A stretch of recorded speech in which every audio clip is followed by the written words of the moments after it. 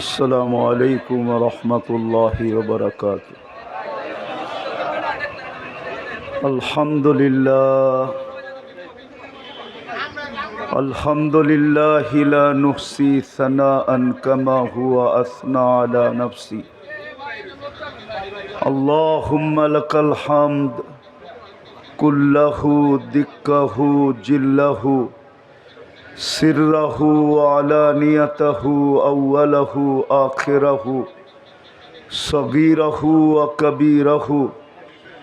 اللهم لك الحمد كما ينبغي لجلال وجهك وعظيم سلطانك حمدا خالدا مع خلودك دائما مع دوامك لا منتهى له دون علمك ولا منتهى له دون معصيتك.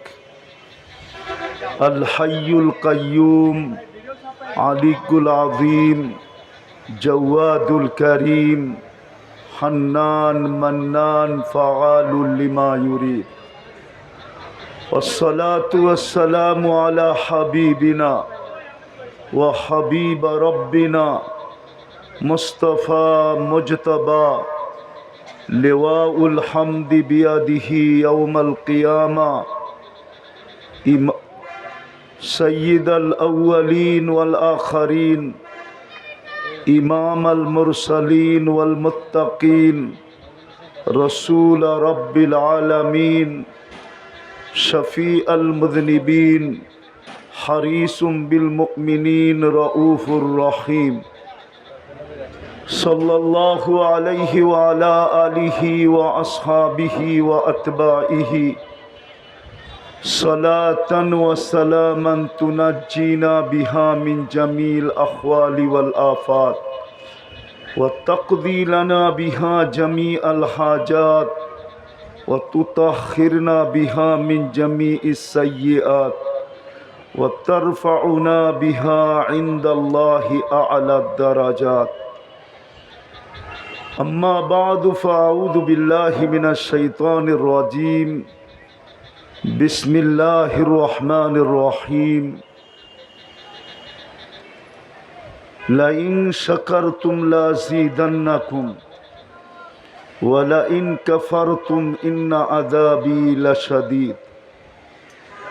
وقال جل جلاله وأما بنعمة ربك فحدث. وقال رسول الله صلى الله عليه وسلم اغتنم خمسا إلى آخر الحديث أو كما قال عليه الصلاة والسلام. উক্ত মাহফিলের সম্মানিত সভাপতি, উপস্থিত ওলামায়ে কেরাম,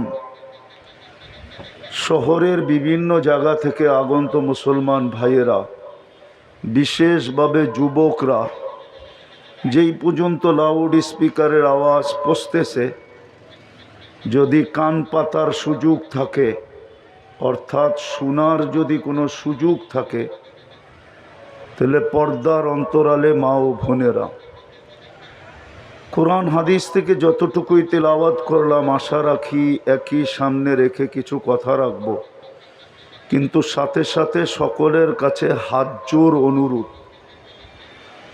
যতটুকু শুনব, যতক্ষণ শুনব, কথা যতক্ষণ চলবে, পরিপূর্ণ মনোযোগ দিয়ে শুনব। দ্বিতীয়, পরিবেশটাকে পরিপূর্ণ নীরব এবং নির্জুম রাখব, কেননা এই দুটোটাই আল্লাহর আদেশ। ফাস্তামিউ, এটাও আল্লাহর আদেশ, আনসিতু, এটাও আল্লাহর আদেশ। পরিপূর্ণ মনোযোগ দিয়ে শোনা, এটাও আল্লাহর আদেশ। পরিপূর্ণ পরিবেশটাকে নির্জুম রাখা, এটাও আল্লাহর আদেশ। আর সত্য এটাই, সত্য এটাই, আল্লাহর আদেশ যত মানব, যত আল্লাহর আদেশ মানব, তত বেশি আল্লাহর ঘোষণা আমাদের উপরে সত্যায়িত হবে। এই আয়াতেই শেষে আল্লাহর একটা ঘোষণা আছে, লাআল্লাকুম তুরহামুন, তাইলে আমি তোমাদেরকে রহমতের ছোঁয়া দিব না। কিছু জিনিসের ছোঁয়া লাগলেই শোনা হয়। যেমন প্রবাদ বাক্য প্রসিদ্ধ, পরশ পাথরের ছোঁয়া লাগলে নাকি লোহা শোনা হয়। মেনে নিলাম কিছু সময়ের জন্য এটা সত্য, যদিও আজ পর্যন্ত কেউ পরশ পাথর পায় নাই, দুনিয়ার কোনো মিউজিয়ামেও নাই। এটার অস্তিত্ব আছে কিনা বিজ্ঞান বলতে পারে না, যে এমন কোনো পাথর দুনিয়াতে আছে কিনা যেটা ছোঁয়া লাগলে কি হয়, শোনা হয়। কিন্তু মেনে নিলাম পরশ পাথরের ছোঁয়া লাগলে যদি শোনা হতে পারে, তো আজকে তো শুধু রহমতের ছোঁয়া লাগবে না। যদি আল্লাহর হুকুম পুরা হইল, তাহলে শুধু রহমতের ছোঁয়া লাগবে না, হতে পারে রহমতের বৃষ্টিও হবে। অনেকে আকাশের দিকে চাইতেছে মেঘ আসে কিনা, ঠিক না? যদি রহমতের ছোঁয়া লাগলেই শোনা হয়, রহমতের ছোঁয়া লাগলেই শোনা হয়। একটা উদাহরণ দিব, হাদিস থেকে দিতেছি, একটু পিছের থেকে নিয়ে যাইতেছি যাতে বুঝে আসে। বুঝে না আসলে কিন্তু জীবনটা কেটে যাবে। আমরাও ভুল ধারণা নিয়ে কবরে চলে যাব। আজকে আমরা সবাই ভুল ধারণায় আছি, সবার ধারণা ভুল।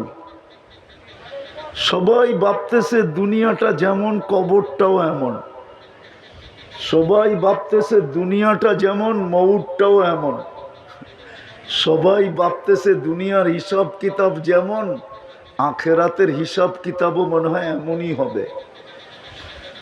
সবাই ভাবতেছে দুনিয়ায় যেরকম ভিজিটিং কার্ড চলে, মরার পরে মনে হয় ভিজিটিং কার্ড চলবে। মনে হয় ভিজিটিং কার্ড বোঝেন না, ঠিক না? বোঝেন ভিজিটিং কার্ড না? মনে হয় বোঝেন টোঝেন না, ঠিক না? মাদারীপুরের মানুষ তো সাদা সিধা মানুষ, প্রত্যেকে বুঝবে। ভিজিটিং কার্ড দুনিয়াতে চলে, ঠিক না? না চলে না? আরে আইডি তো চলে, প্রত্যেকের ভিন্ন ভিন্ন আইডি আছে, ঠিক না? কি বলেন? তো দুনিয়ায় যেরকম আইডি চলে, ভাবতেছে কবরও এরকম আইডি চলবে। না না, ভুল ধারণা। ভাবতেছে দুনিয়ায় যেরকম সম্পর্ক চলে, কবরও এরকম সম্পর্ক চলবে। আমি নিয়ে যেতেছি, দেখাবো দুই একটা করে দেখাবো, তারপরে আসল জায়গায় নিয়ে যাব। কেননা জীবনটা কিন্তু ছোট, অস্তিত্ব নিজের ইচ্ছায় না। আল্লাহর রহমতের বৃষ্টি যদি আমাদের উপরে না হইতো, তাইলে আমি কোনোদিন মানুষ রূপে অস্তিত্ব নিতাম না।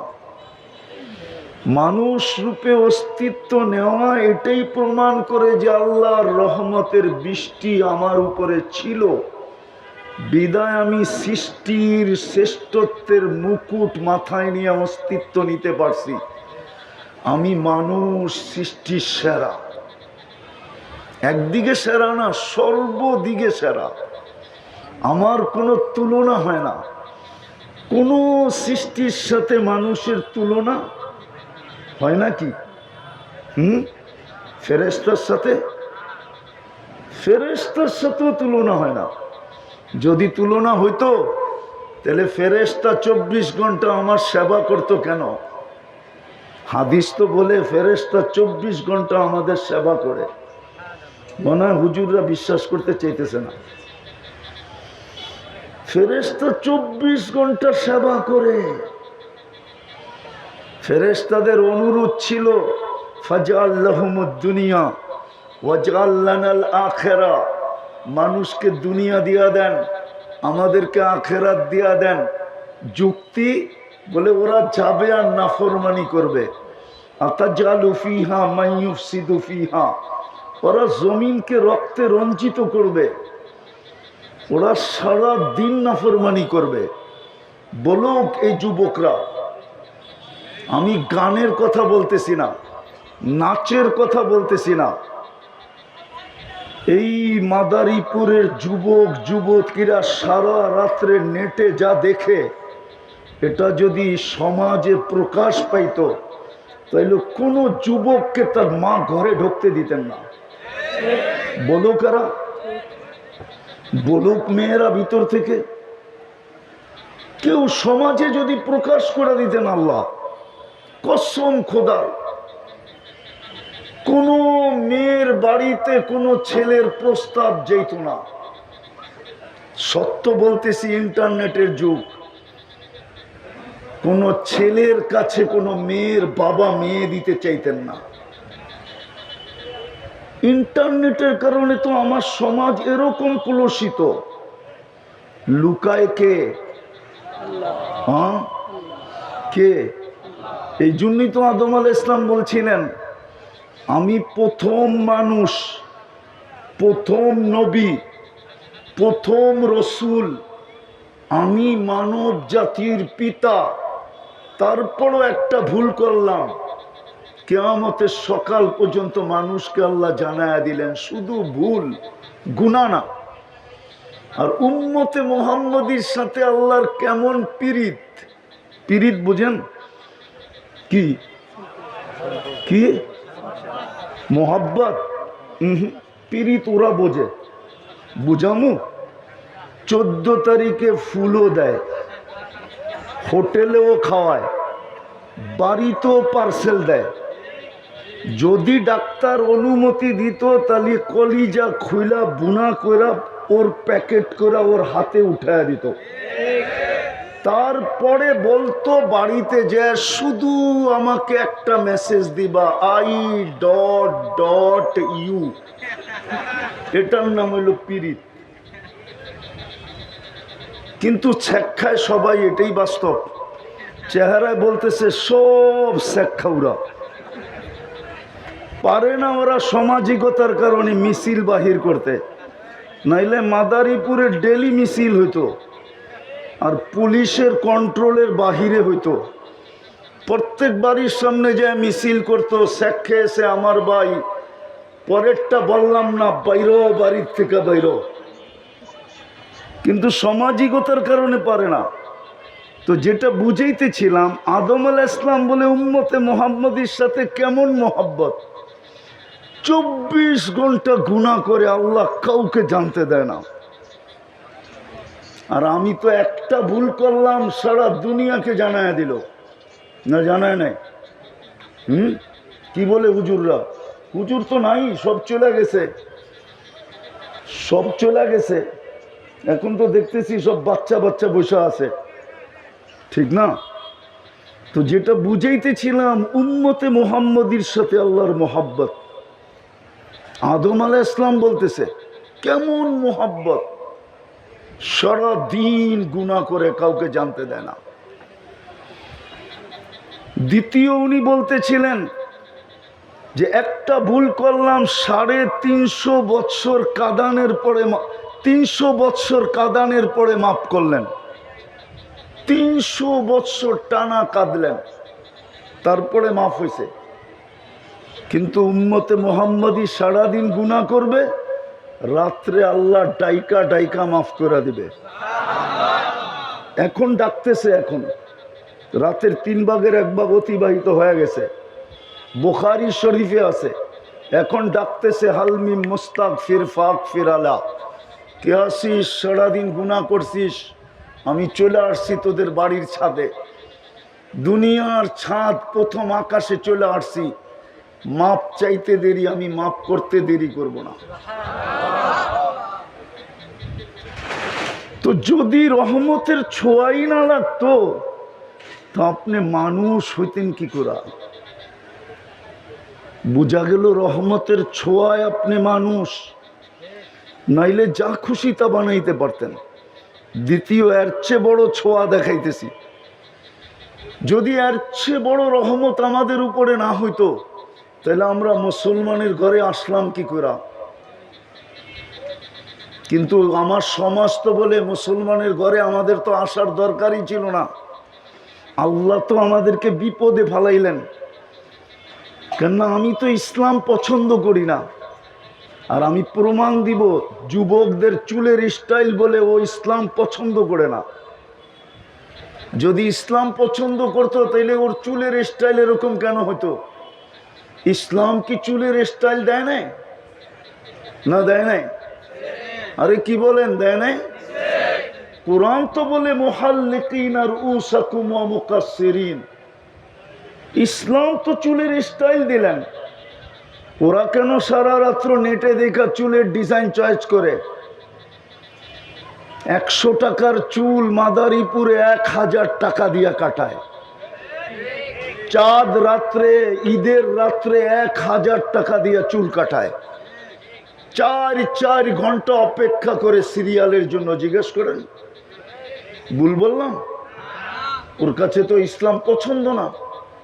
যদিও আমি বলতেছি প্রথম রহমতের চেয়েও কোটি গুণ বড় রহমতের ছোঁয়া যে মুসলমানের ঘরে অস্তিত্ব দিলেন। কিন্তু আমার সমাজ তো বলে ইসলাম লাইক করি না। আমি নিয়ে যাব, আমি আবার মিলাবো যেখান থেকে শুরু করছি। লম্বা বেশি হবে না,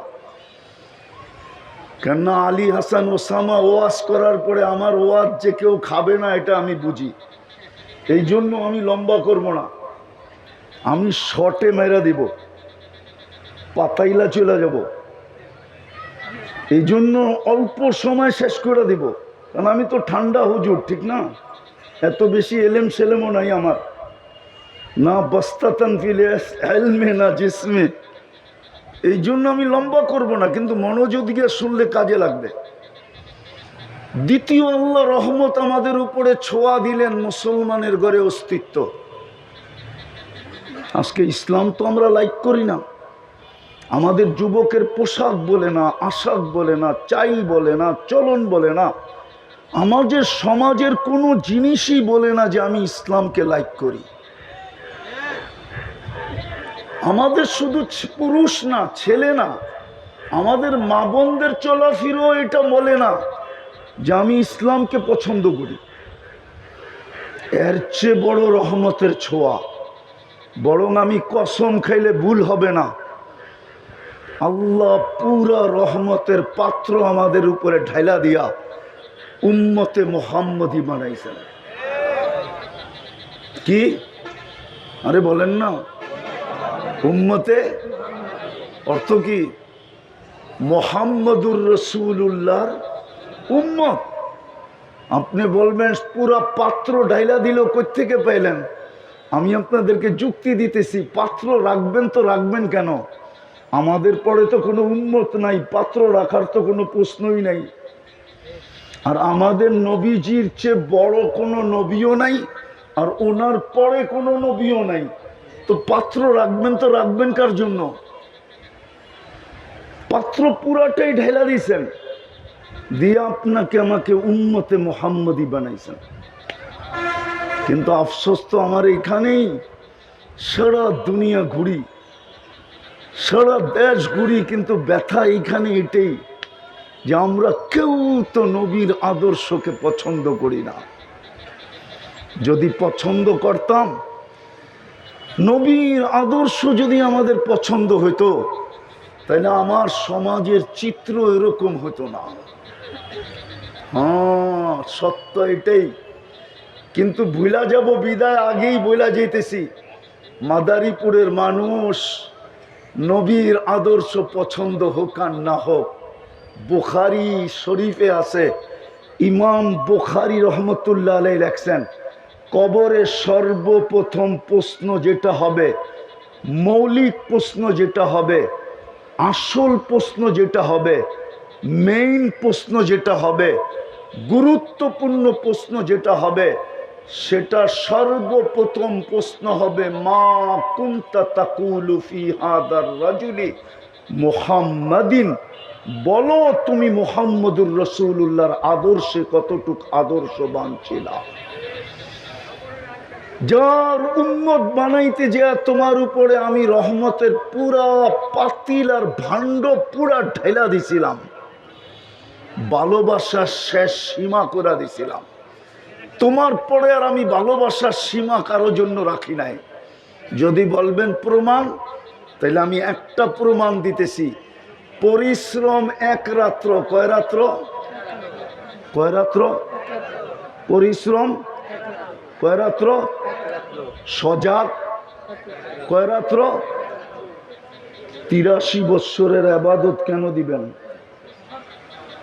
না ভুল বলতেছি? লাইলাতুল কদরি খায়রুম মিন আলফি শাহর। তাও তো আমি খায়ের বাদ দিয়ে বলতেছি। খায়ের যদি যোগ করি তাইলে 83 কোটি বৎসর বললেও কম হবে। আমি যদি 83 কোটি বৎসর বলি তাইলেও কম হবে যদি খায়ের যোগ করি। কেন আপনারা বুঝবেন না, হুজুররা হয়তো বুঝতে পারে। আর মেইন বক্তা চলে গেছে তো সবাই চলে গেছে, আমাকে আপনাদের ভিতরে রাখা গেছে। কয়েকজন ছাত্রই আছে, ওদেরকে দিয়ে প্রমাণ করি। মাদ্রাসা একটা পড়া আছে তাসালসুলাত, 83 বৎসরের ভিতরে তো 83টা লাইলাতুল কদর আছে, ঠিক না? ওইটাতে প্রত্যেকটায় তো আবার 83 বৎসর, তাই না? আবার ওইটার ভিতরে 83 বৎসর লাইলাতুল কদর আছে, আবার প্রত্যেকটা 83 বৎসর। এরম যদি গণতে থাকি তাইলে খায়ের ওই হাদিস সত্য হবে, ওয়ালি খাইরি ইলা নিহায়া। আল্লাহ বলেন আমার খায়েরের কোনো সীমা রেখা নাই। তাইলে আমি 83 লক্ষ বৎসর বললেও তো সীমা রেখা বলতেছি, আল্লাহ তো বলতেছে সীমা রেখা নাই। আপনাকে উম্মতে মুহাম্মদী বানাইলেন, কিন্তু নবীর আদর্শ তো আমরা পছন্দ করি না। কিন্তু মনে গাইথা রাখেন, কবরের প্রথম প্রশ্ন হবে, শুধু ইমাম বুখারী লেখেন না, ইমাম মুসলিমও লেখছেন, কবরের প্রথম প্রশ্ন হবে মা কুনতা তাকুলু ফি হাযার রাজুলি মুহাম্মাদিন। বল বল বল, রহমতের সমস্ত ভান্ডার তোমার উপরে ঢেলা দেওয়ার পরে, ভালোবাসার সবকিছু তোমার উপরে ঢেলা দেওয়ার পরে তোমাকে আমি উম্মতে মুহাম্মদী বানায়া কপালকে খুলা দিছিলাম। তুমি আমার বন্ধুর রঙে রঙিন ছিলা কতটুকু বলো। আমি শেষ জায়গায় চলে আসছি যেখান থেকে শুরু করছিলাম,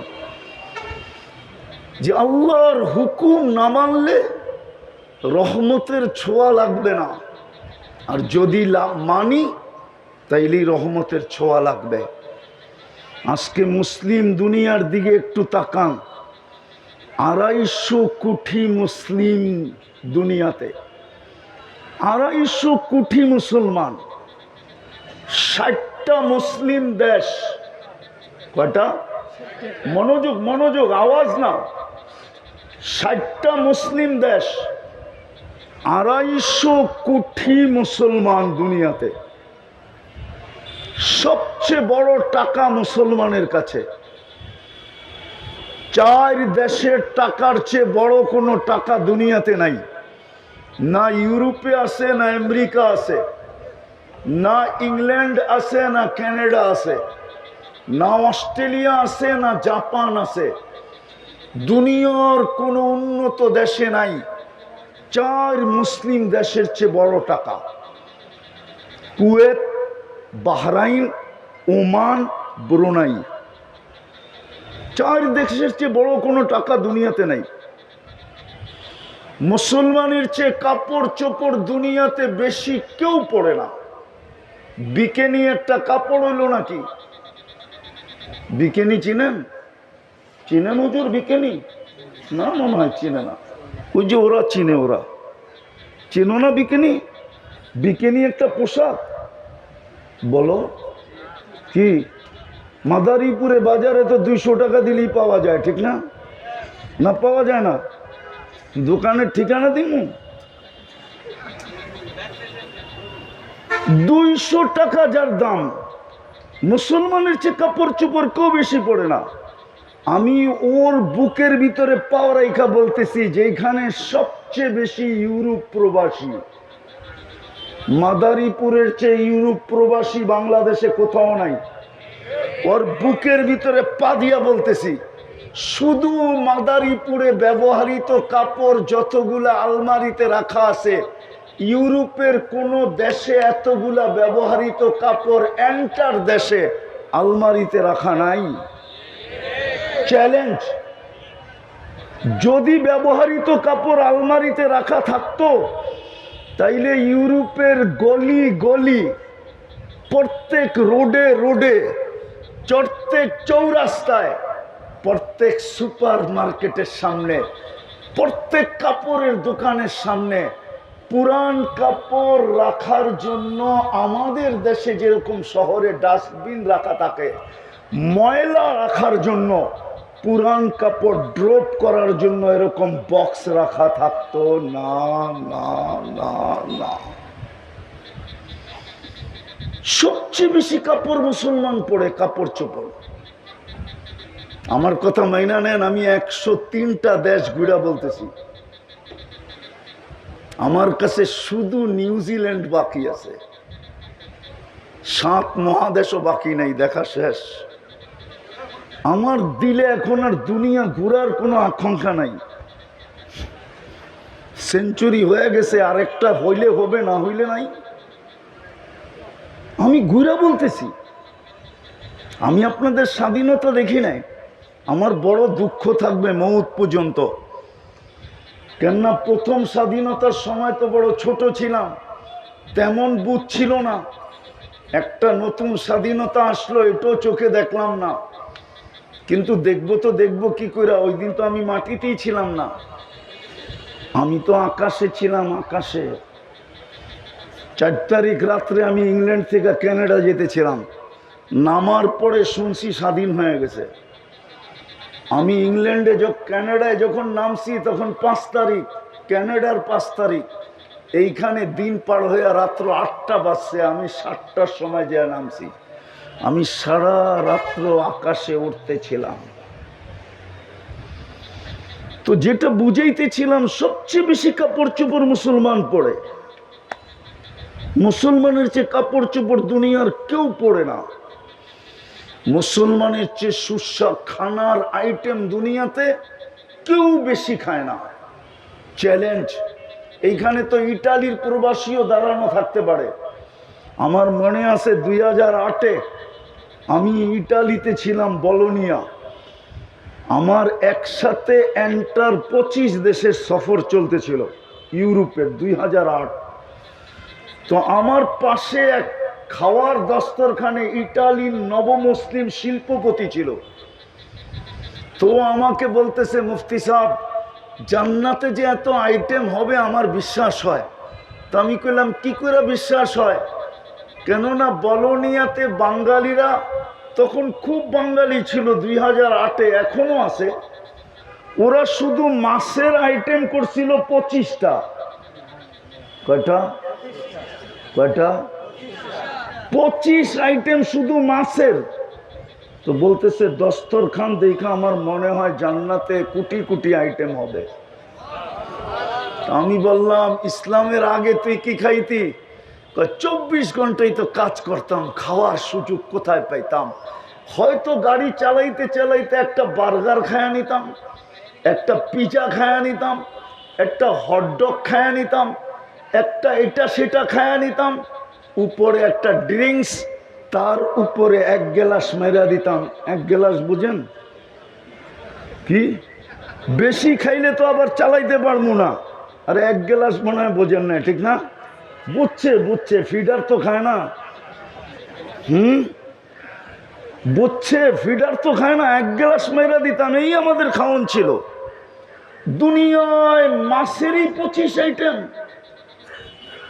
মুসলমানের চেয়ে বেশি আইটেম কেউ দুনিয়াতে খায় না। মুসলমান নরনারীর চেয়ে বেশি প্রসাধনী দুনিয়ার কেউ ব্যবহার করে না, কসম খোদার করে না। মুসলমানের চেয়ে ব্র্যান্ড কেউ ব্যবহার করে না। আমার কথা বিশ্বাস করেন, আমি চোখে দেখা বলতেছি আপনাদেরকে। আমি পারি আপনাদেরকে এখন নেটের থেকে বাহির করে দেখায় দিতে যে মাইক্রোসফটের মালিক বিল গেটস এর সবচেয়ে দামি প্যান্ট কয় টাকা, কয় ডলার, আমি দেখায় দিতে পারি আপনাকে। আপনি এখন সার্চ দেন, আমি যুবকদের পায়ে ধরে বলি, এখন সার্চ দাও যে মাইক্রোসফটের মালিক বিল গেটসের সবচেয়ে দামি প্যান্ট কয় ডলার, এখন তোমাকে গুগল দিয়া দিবে, দেখো কয় ডলারে।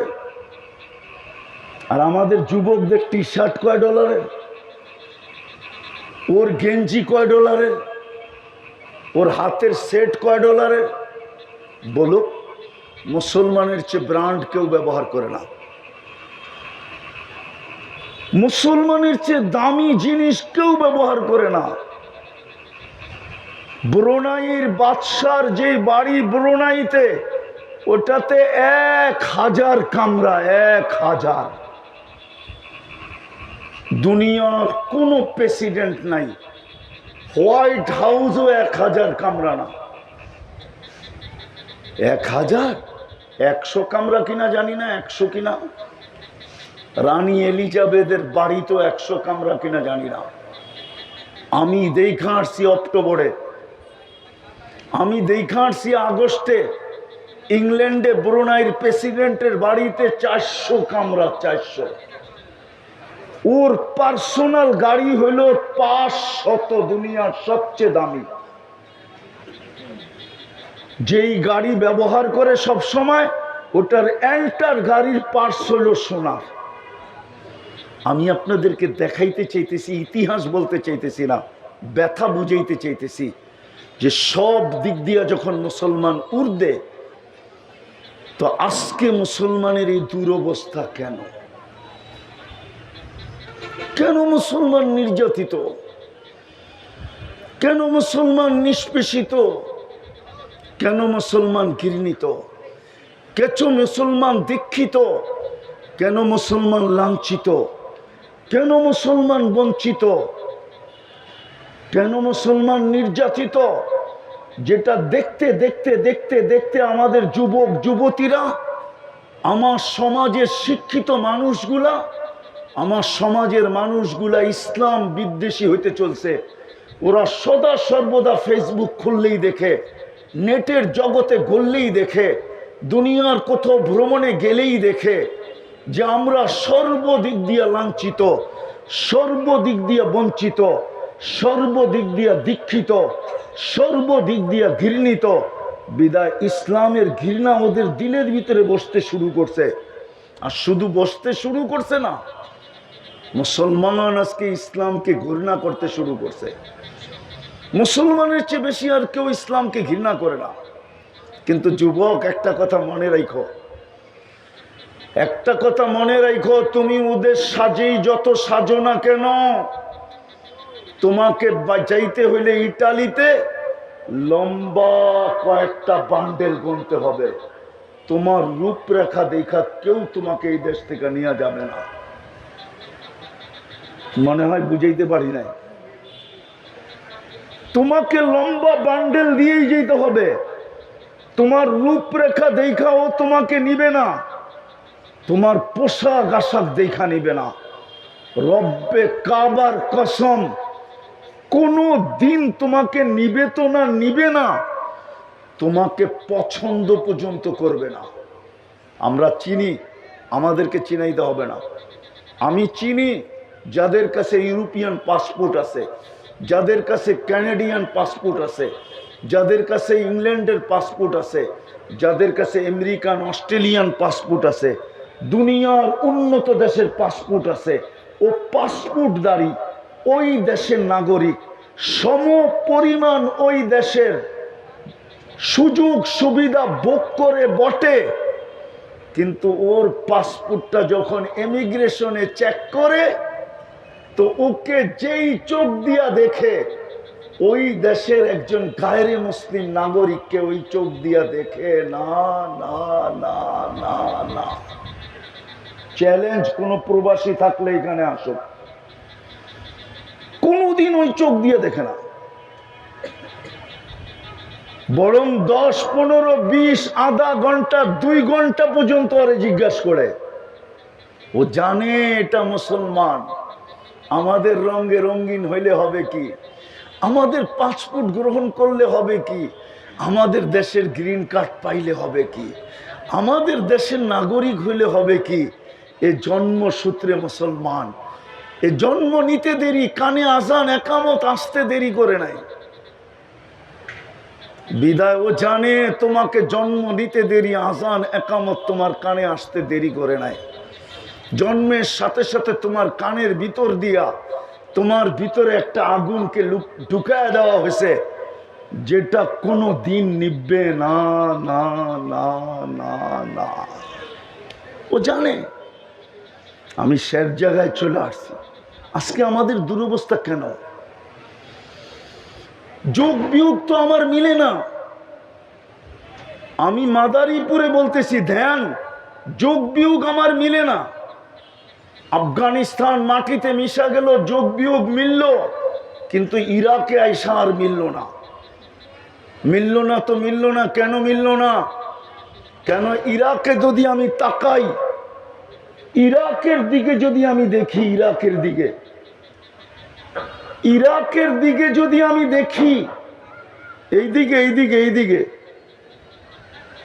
এইদিকে দেখি, এইদিকে শয়তান কিন্তু আগেই বলছি আমি, হুকুম না মানলে কিন্তু ছোঁয়া মিলবে না। আর শয়তান চাবে না আজকে আমরা আল্লাহর রহমতের ছোঁয়া নিয়ে উঠি। শয়তান চাবে না। এই জন্য অনেক পরিস্থিতি, শয়তান ভাবতে ছিল বৃষ্টি আসবেই আসবে, ঠিক না? কিন্তু আসে নাই। অনেকভাবে চাবে যেন রহমতের ছোঁয়া না লাগে। তো যেটা বুঝাইতেছিলাম আমি, যে ইরাক তো আমার যোগ বিয়োগে মিলে না। কেননা ইরাকে তো নবীর কবর দেখি তো দানিয়াল আলাইহিস সালাম ঘুমানো, সাহাবা দেখি তো 12 থেকে 13,000 সাহাবার কবর। হায়দারে কার্রারের দিকে দেখি আলিউল মুর্তাদা হায়দারে কার্রার, উনিও তো ইরাকে ঘুমানো। হোসাইনও তো ইরাকে ঘুমানো। আমাদের মজহাবের আবু হানিফা রহমতুল্লাহ আলাইহি তো ইরাকে ঘুমানো। পীরানে পীর দস্তগীর আব্দুল কাদের জিলানিও তো ইরাকে ঘুমানো। ওইটা মাটির সাথে মিশলো কি করে? বাদ দিলাম ইরাক, আসেন ফিলিস্তিন মাটির সাথে মিশতেছে কি করে? আপনাদের ফিলিস্তিন আমার ফিলিস্তিন এক না।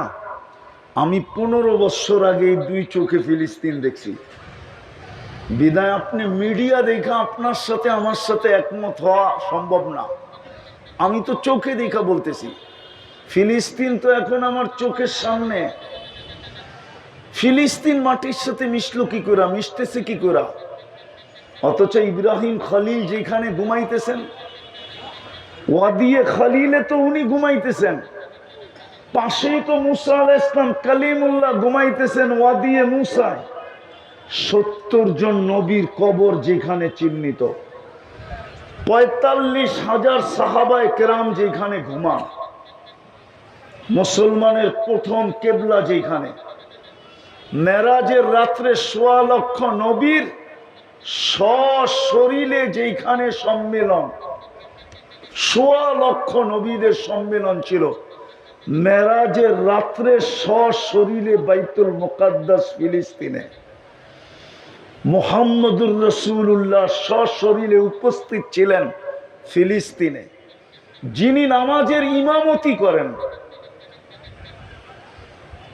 যিনি ওইখানে খুতবা দেন, তারপরে সবার কাছ থেকে বিদায় নিয়ে আরশে যান। কেননা আকাশের রানওয়ে, আকাশে উঠার রানওয়ে বাইতুল মুকাদ্দাসের উপর থেকে হইল আকাশে যাওয়ার রানওয়ে। ওইখান থেকেই উপরে যান। ওই রানওয়ে হইল ডাইরেক্ট আকাশের প্রথম আকাশের দরজা পর্যন্ত। ওইখান থেকে দ্বিতীয় আকাশের দরজা, তৃতীয় আকাশের দরজা, চতুর্থ আকাশের দরজা, পঞ্চম, ষষ্ঠ, সপ্তমের দরজা। ওই শহরটা মাটির সাথে মিশে কি করে? একটু আমাকে বুঝান। এতগুলা দয়া করার পরেও ফিলিস্তিন কি করে মাটির সাথে মিশে? 250 কোটি মুসলমান কি করে নির্যাতিত হয়? 60টা মুসলিম দেশ থাকা সত্ত্বেও আমরা কি করে নিকৃষ্ট হই? দুনিয়ার সবচেয়ে বেশি আমরা ভোগ করি, আমরা ব্যবহার করি। 70% সম্পদ দুনিয়ার মুসলমানের পায়ের নিচে।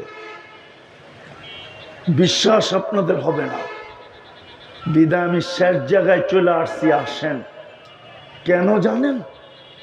আজকে আল্লাহর হুকুম ছেড়া দিছে।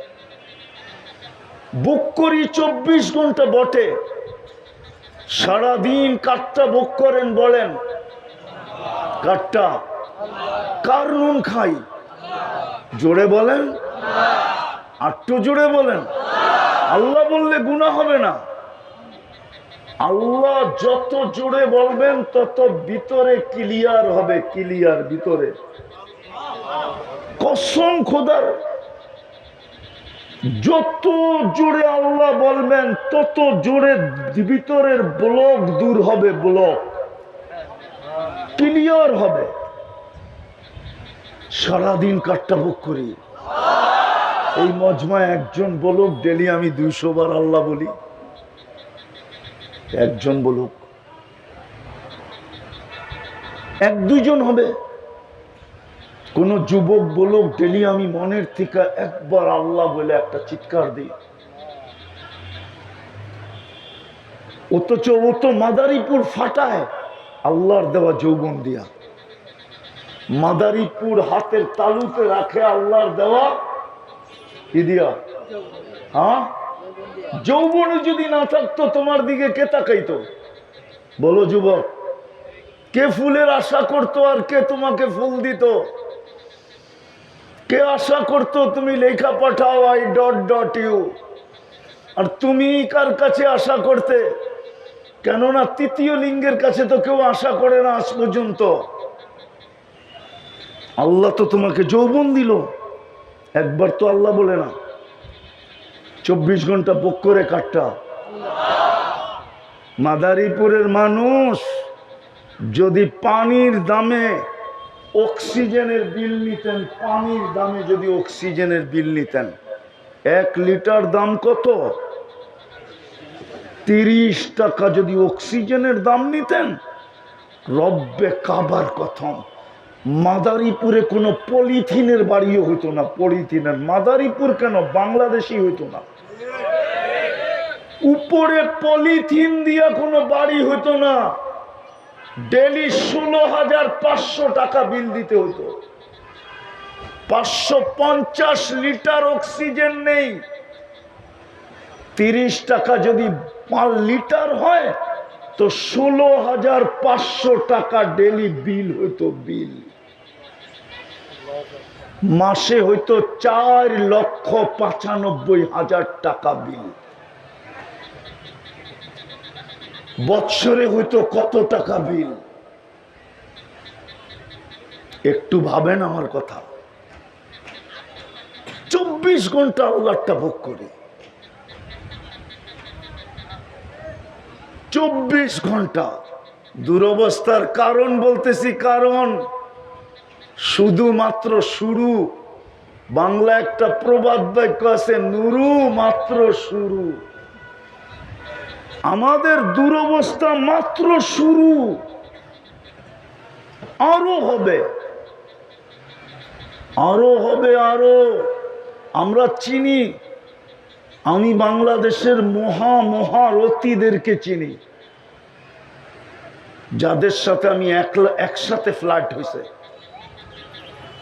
একসাথে একই ফ্লাইটে গেছি। আমি চিনি অনেককে যে ঘন্টার পর ঘন্টা এয়ারপোর্টে দাঁড়ায় ছিল এমিগ্রেশনে। আমি একজনকে চিনি 6 ঘন্টা দাঁড়ানো ছিল, 6 ঘন্টা। আমরা চিনি। দুরবস্থা কেন? দয়া তো করলেন, মানুষ বানাইলেন, বাদ দিলাম মানুষত্ব, মুসলমান বানাইলেন। ইসলামের রং আমাদের ভিতরে কোথায়? সমস্ত পাত্রকে ডাইলা দিয়ে উম্মতে মুহাম্মদী বানাইলেন, নবীর আদর্শ কোথায়? শেষ জায়গায় চলে আসছি, সব বাদ দিলাম। মাদারীপুরের মানুষ আর লম্বা করতে চাইতেছি না, সবকিছু বাদ দিলাম, ইসলামের রঙও বাদ দিলাম, নবীর আদর্শ বাদ দিলাম। সবকিছু বাদ দেওয়ার পরেও যদি ডেলি 5 বার আল্লাহ ডাকে, কে ডাকে? কে ডাকে? কে ডাকে? বুকরি কাঠটা, হায়াত কার হাতে? মৌত কার হাতে? সবকিছু কার হাতে? ওই আল্লাহ তো ডেলি 5 বার ডাকে, ঠিক না?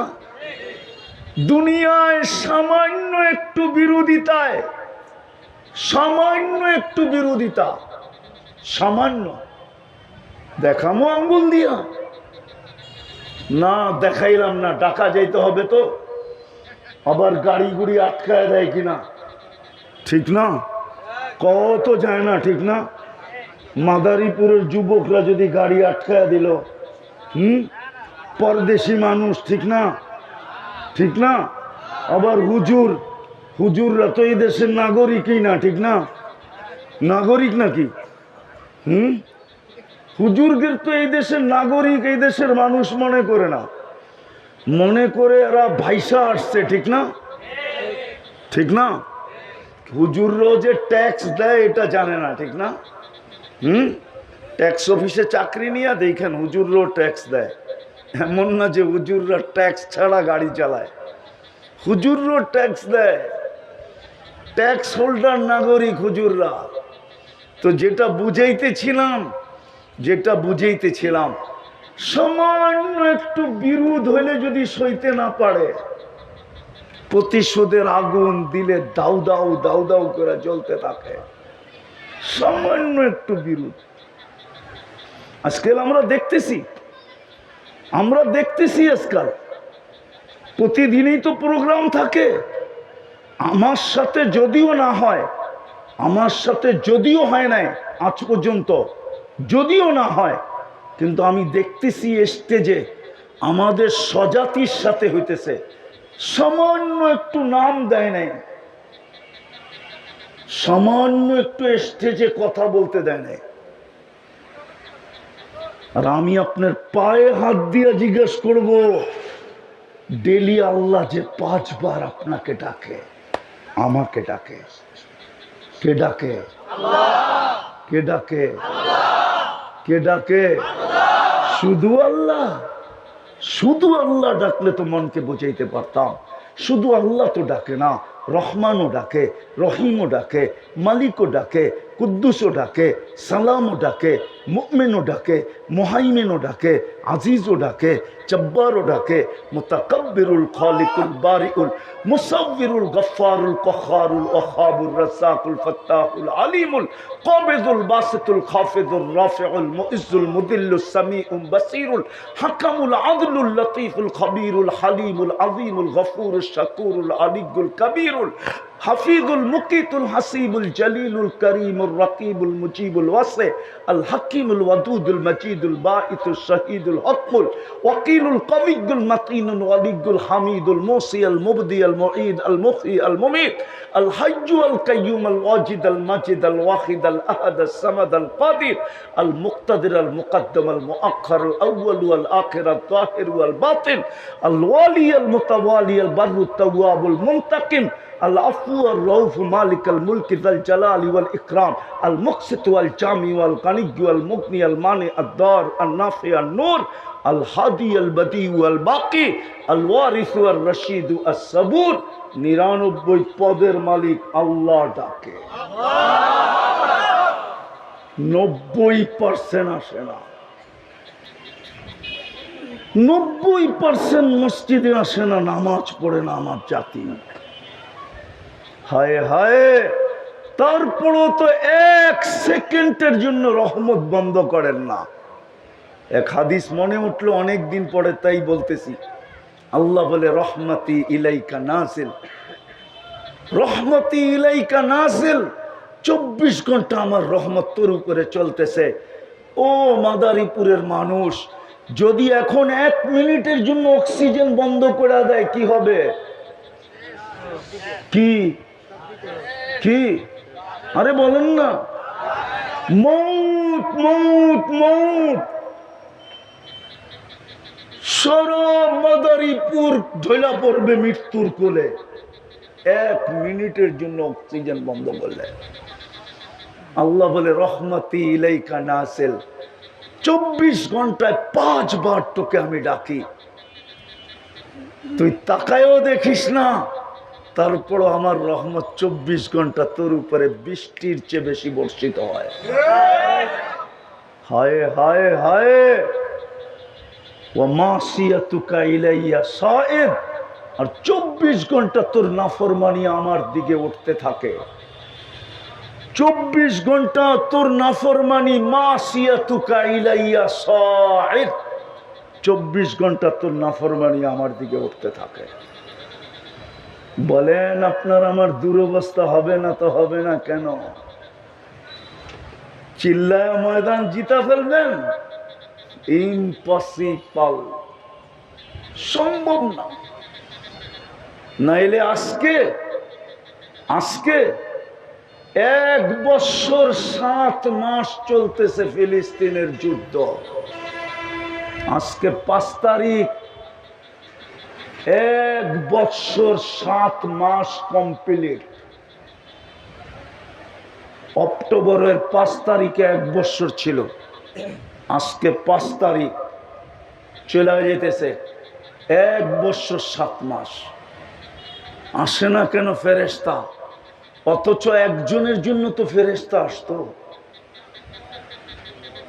আমি মাদ্রাসার ছেলেদেরকে বলতেছি, কান খুলা বোঝো, একজনের জন্য তো ফেরেশতা আসতো। ইতিহাস উঠাও।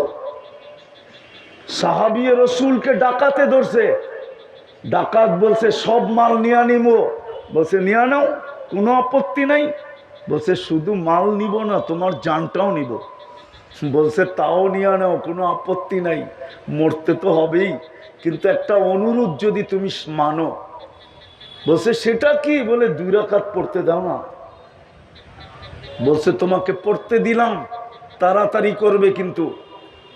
বয়ে বয়ে যখন সালাম ডান দিকে প্রথমে ফিরাইছে, তো দেখে সুদর্শন যুবক দাঁড়ানো, মুস্কি মুস্কি হাসি, খোলা তরবারি হাতে, চেহারার থেকে যেন চাঁদের চেয়ে বেশি আলো ছিটকায় পড়তেছে।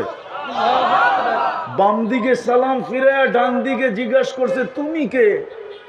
তো হাসতেছে আর বলতেছে আশ্চর্যের বিষয়, ওয়া রে ওয়া, ওয়া রে ওয়া, আমাকে ডাইকা আনলা তুমি, আবার তুমি জিজ্ঞাসা করো তুমি কে? ডাইকা তো তুমি আনলা। তো বলছে কখন ডাইকা আনলাম?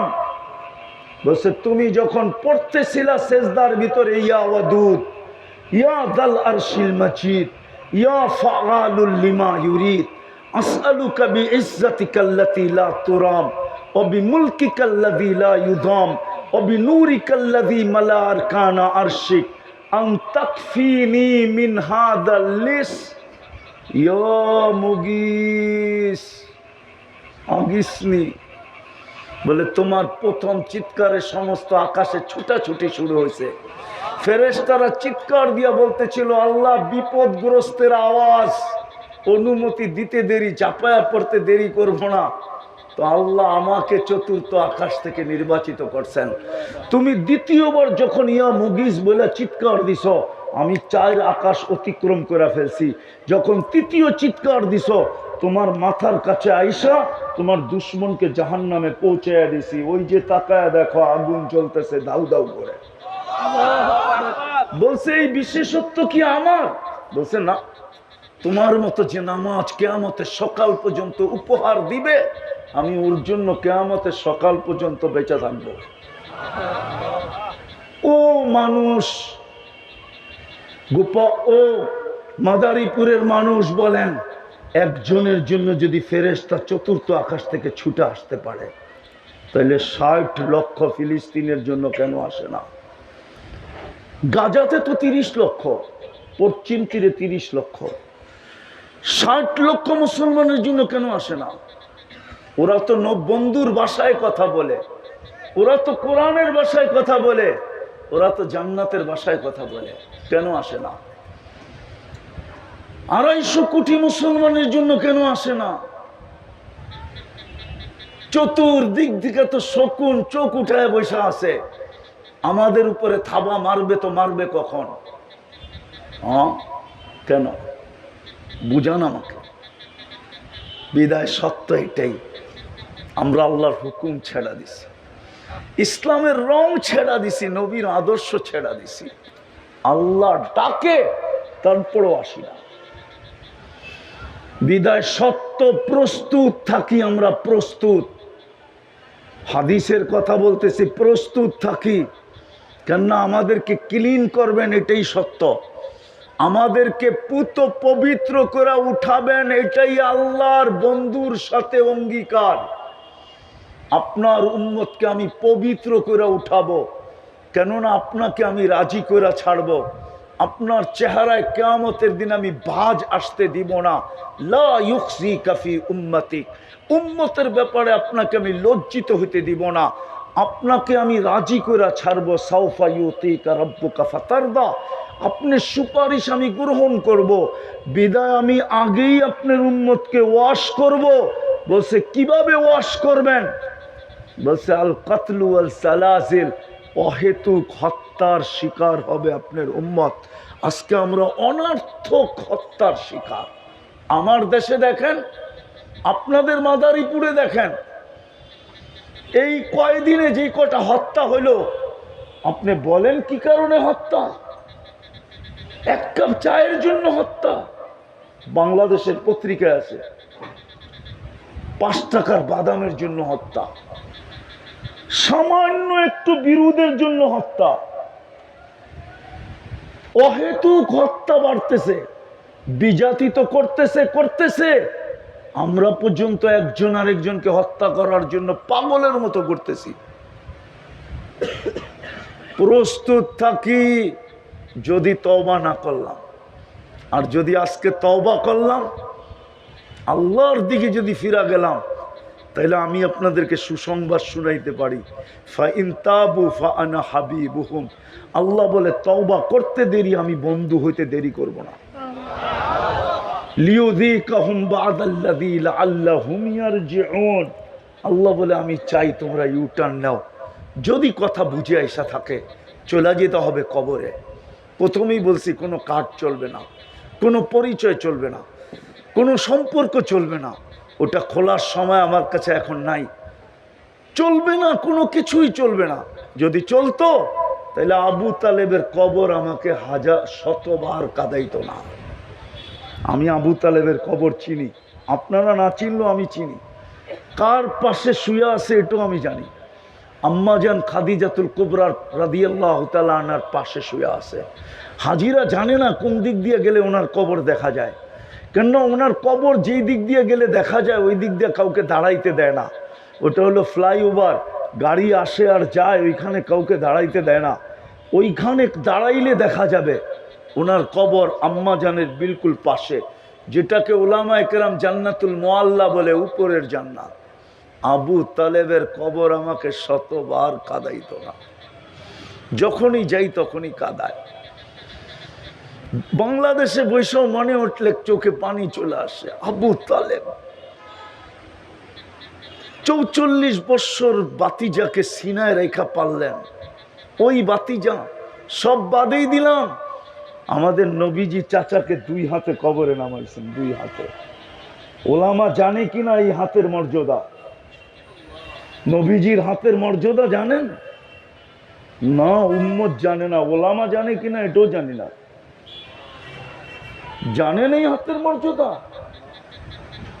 শুধু আনাস ইবনে মালিক রাদিয়াল্লাহু তাআলা আনহু টিস্যুতে হাত মুছছিলেন, টিস্যুতে।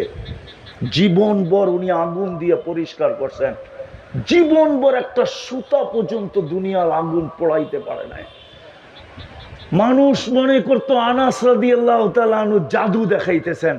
বন্ধুরা জিজ্ঞাসা করতো, আনাস এই জাদু কোত্থেকে? বলছে এটা জাদু না, এটা মুহাম্মদুর রাসূলুল্লাহর হাতের ছোঁয়া।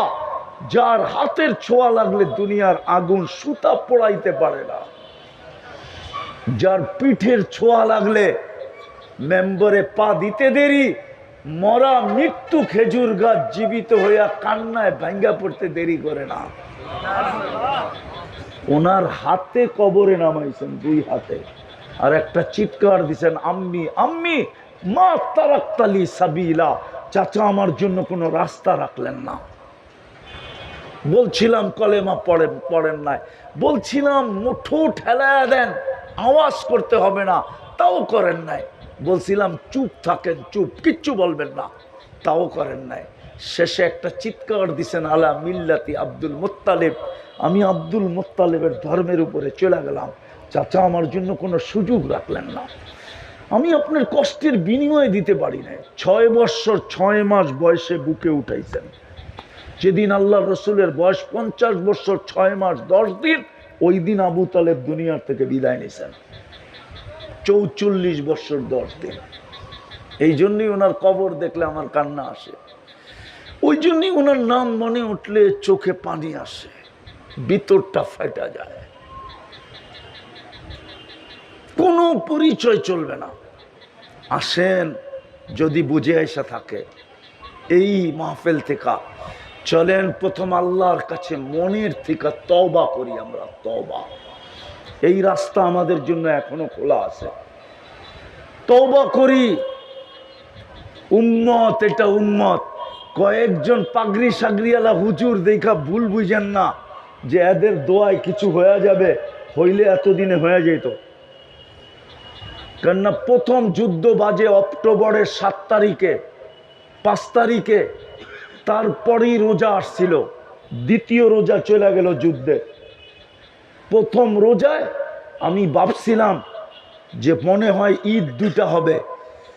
কেননা আমার জীবন কেন, হেরেমের জীবন, মক্কা মদিনার জীবনে মনে হয় মক্কা মদিনা এরকম কান্না দেখে নাই, এরকম চোখের পানি দেখে নাই।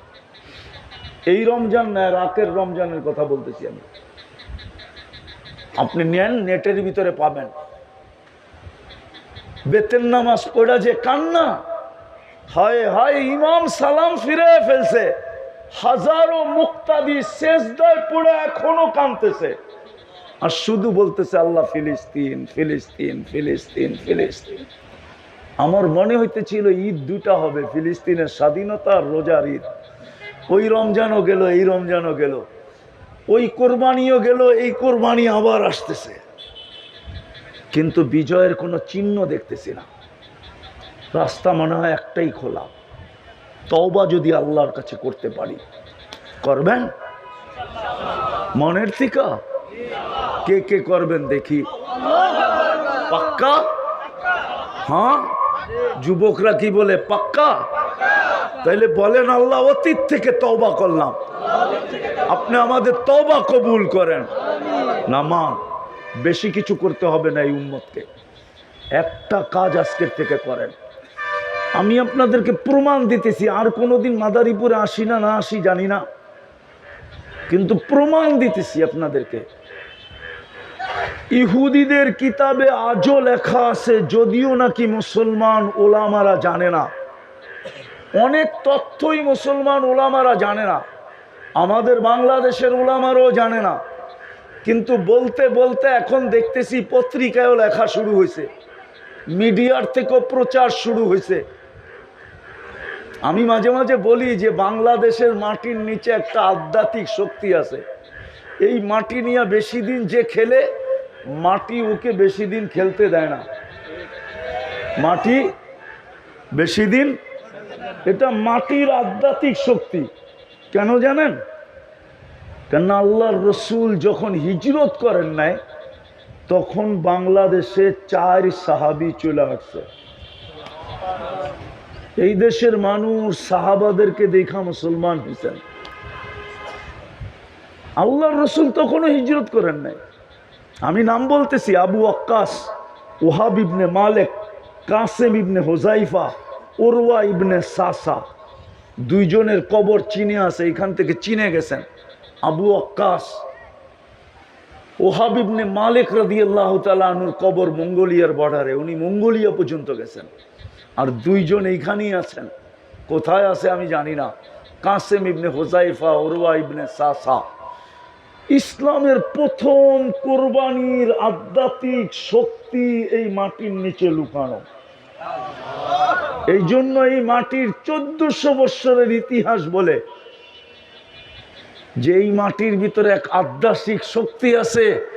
এই মাটি নিয়ে যে বেশি খেলে, মাটি ওকে বেশি দিন খেলতে দেয় না। হয়তো রান আউট করে, নাইলে বোল্ড আউট করে, নাইলে ক্যাচ আউট করে, নাইলে ছক্কা দিয়া বাউন্ডারির বাহিরে করে। এটা হলো এই মাটির আধ্যাত্মিক শক্তি। কসম খোদা, আমি ইতিহাসের পাতা থেকে আপনাদেরকে বলতেছি, ইতিহাসের পাতা থেকে। তওবা তো করলেন, এই উম্মত বেশি কিছু করার প্রয়োজন নাই।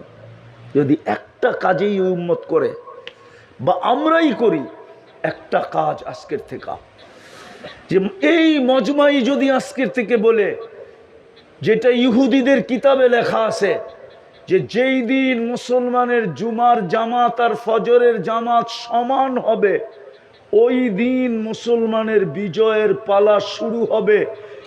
এর আগে যদি মুসলমান 250 কোটিও জান দেয়, বিজয়ের পালা শুরু হবে না, না, না, না। আপনিই বলেন, মালিক কাউকে 3 বার ডাকলো, যদি ওর ধৈর্যের বাঁধ ভাঙা যেতে পারে, ও কর্মচারীকে আর রাখে না, তাইলে ডেলি আল্লাহ 5 বার ডাকে, মাসে 150 বার ডাকে, বৎসরে 1800 বার ডাকে।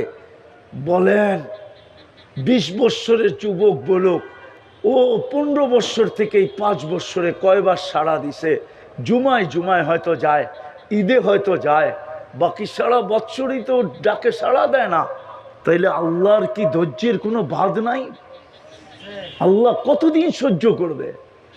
তারপরও তো রহমত 1 সেকেন্ডের জন্য বন্ধ করেন না। আসেন আজকের থেকে আমরা মসজিদ ভরা দেই। পারবেন? পারবেন বেনামাজি মুক্ত মাদারীপুর শহর বানাইতে? আমি তো একটা রাষ্ট্র চিনি যেখানে আমি 6 বার গেছি, কোনো বেনামাজি নেই। আমি 6 বার গেছি ওই দেশে, 6 বার। আফ্রিকার একটা দেশ আছে চাঁদ, যেটাকে আরবিতে তাসাদ বলে। আপনার দেশের 15-20 গুণ বড়। ম্যাপে দেখেন চাঁদ একটা আফ্রিকার দেশ আছে, 1.25 কোটি মুসলমান মাত্র। ওই দেশে একজনও বেনামাজি নেই। আমি শুধু যাই না বলতেছি না, আমি 6 বার গেছি। আমি প্রেসিডেন্টকে চিনি, বর্তমান প্রেসিডেন্ট, এর বাপকে চিনি, আমি স্পিকারকে চিনি, সবাইকে চিনি, আমাকেও চিনে। গরিব দেশ, কিন্তু কোনো বেনামাজি নেই, কোনো বেনামাজি ওইখানে নেই। পারবেন মাদারীপুরটা বেনামাজি মুক্ত বানাইতে? পারবেন? পড়ব এবং বেনামাজি মুক্ত করব। কে কে রাজি আছি? পড়ব। এবং আমি এই যুবকদেরকে বলবো, এই সংস্থার যুবকদেরকে, তোমাদের পায়ে হাত দিয়া বলি, শুধু ওয়াজ পর্যন্ত শুরু, সীমিত থাইকো না। তোমরা ইচ্ছা করলে, আমার বিশ্বাস, আমি যদিও তোমাদের স্বাধীনতায় ছিলাম না, কিন্তু আমার বিশ্বাস এবং আমি দুনিয়ায়, আমি দেশে ফিরছি 18ই আগস্ট, আর ফিরছিও একদিনের জন্য। আমি নামছি, 2-3 দিন পরে আমি চলে গেছি কোরিয়া। আমি কোরিয়ার থেকে ফিরছি 23 সেপ্টেম্বর। কিন্তু যেদিন আমি শুনছি স্বাধীন হয়ে গেছে, ওই দিন আমার ভিতরে একটা কথা গাইতা গেছে, যে আমার যুবকরা যদি চায় তো আমার পুরা জাতিকে দিনদার বানাইতে পারে। কেননা আমি 16-17 বৎসর দেখছি, ঘুমের ভিতরে পর্যন্ত ভাবতে পারে নাই ফালায়া দিবে, ঘুমের ভিতরে পর্যন্ত ভাবতে পারে নাই। ঘুমের ভিতরেও যদি কেউ ভাবছে, তো এটাও টেকনোলজির মাধ্যমে জেনে ফেলছে ঘুমের থেকে উঠা দেখছে হ্যান্ডকাপ নিয়ে দাঁড়ানো আছে, ঠিক না? আর আলহামদুলিল্লাহ আমার যুবকরা নামতে দেরি, বাংলাদেশকে নতুন স্বাধীনতা দিতে দেরি করে নাই। বিদায় আমার বিশ্বাস এটা, তোমরা জানো না তোমাদেরকে নিয়ে গবেষণা কোথায় চলতেছে। আমি জানি কিন্তু বলবো না। আমি অনেক দিন পরে দেশে আসছি, আমি জানি বাংলাদেশের যুবকদেরকে নিয়ে গবেষণা কোথায় চলতেছে, যুবতীদেরকে নিয়ে গবেষণা কোথায় চলতেছে আমি জানি, কোন কোন অফিসে চলতেছে এটাও জানি আমি, কিন্তু বলবো না, মিডিয়ায় চলে যাবে সব। বিদায় আমার বিশ্বাস তোমরা দিনদার হইলে আমার জাতি দিনদার হইতে বাধ্য বাধ্য বাধ্য বাধ্য। বিদায় তোমাদের পায়ে হাত দিয়া বলি তোমরা দিনদার হয়ে যাও। হবে? পড়বে মসজিদ? এই দায়িত্ব নিলা এই সংস্থালারা যে আমরা পায়ে ধরে হইল মসজিদ পড়বো, জুমার ফজর এক করে দিয়া দেখবো আল্লাহ আমাদের বিজয়ের ফ্ল্যাগ উড়ায় কি উড়ায় না, যাত্রা শুরু হয় কি হয় না। পারবো তো? আল্লাহ আমাদেরকে আমল করার তৌফিক দান করেন। ওমা আলাইনা ইল্লাল বালাগ। দোয়া, লাকাল হামদ কামা ইয়ানবাগি লিজালালি ওয়াজহিকা ওয়া আযীমি সুলতানিক। আল্লাহ বলার পর্ব ছিল শেষ, শোনার পর্ব ছিল শেষ।